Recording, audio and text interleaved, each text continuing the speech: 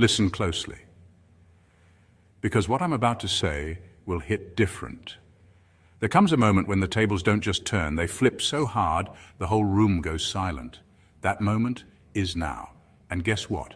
You didn't just win the game, you studied it, decoded it, and mastered it so flawlessly, even the players trying to sabotage you started clapping by accident. Here's a fact. In psychology, there's a phenomenon called the backfire effect. It's when someone tries to prove you wrong so hard, they end up proving you right. That's exactly what happened here. They plotted, they whispered, they even threw shade in HD.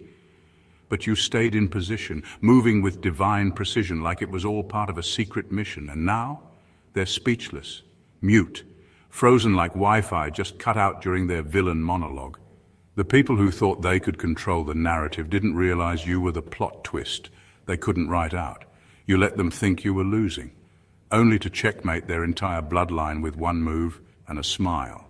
Side note, did anyone else hear that? That was the sound of fake people choking on their own karma snacks. So buckle up, because in this video we're unpacking exactly how you outplayed the entire circus key while they were too busy throwing bananas at each other to realize you were the zookeeper with the keys the whole time.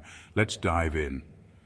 Number one, you let them underestimate you. That was the entrance fee. You let them underestimate you. And that was the smartest move you could have made. They looked at you and saw someone quiet, unsure, soft-spoken, maybe even lost. They thought they were dealing with someone who didn't know how the world works, and you let them think that, not because you were weak, but because you understood the power of misdirection. The moment they thought they had you figured out was the moment they started letting their guard down. That's when you began winning. They showed you their hand without realizing it. Every side eye, every sarcastic comment, every fake smile. They gave themselves away while thinking they were in control. You saw how they moved, how they lied, how they ganged up with each other to feel bigger. And while they were performing for their little audience, you were taking notes. You weren't reacting. You were observing. That was your advantage. You stayed calm and quiet, not because you didn't have a voice, but because you were calculating every step they took, every weakness they exposed. And the truth is, most of them thought you were harmless. That's what made you dangerous. They had no clue you were the most unpredictable piece on the board. They thought you were a pawn. But pawns become queens when they reach the other side. And now that you've arrived, they're shaking, because they know they can't put you back where you started. You didn't fake anything. You just refused to perform. You let them walk into their own trap, thinking they had the upper hand. But the whole time, you were 5 moves ahead. That's why they're speechless now, not just because you succeeded, but because they never saw it coming. They don't even know how you did it. They just know they played themselves trying to play you. And the best part, you never had to raise your voice. You just raised your value. Number 2, your humility was strategic, not insecurity. Your humility wasn't a weakness. It was a weapon they couldn't recognize. They thought you were unsure of yourself because you didn't brag, didn't compete, didn't fight to be seen. But what they didn't realize was that you were never seeking attention. You were focused on alignment. You weren't interested in proving anything to anyone because you already knew who you were.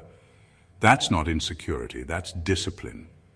While they were out there scrambling to be noticed, constantly reminding everyone of their so-called value, you were building quietly. You were planting roots while they were showing off branches. They thought they were winning because they were louder, flashier, more visible. But when the storms came, it was your stillness that kept you standing. They mistook your restraint for self-doubt. Truth is, you just didn't feel the need to sell yourself to people who couldn't afford your presence in the first place. You stayed in rooms that you had clearly outgrown just to make sure you were watching the full cycle play out. You wanted to see who would talk over you, who would ignore your wisdom, who would pretend not to notice your gifts, because that told you everything you needed to know. Your humility wasn't about playing small, it was about playing smart. You were preserving your energy while they were burning themselves out, trying to impress people who weren't even watching.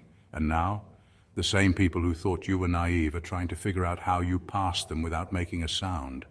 They don't get it. They don't understand how someone so quiet got so far ahead.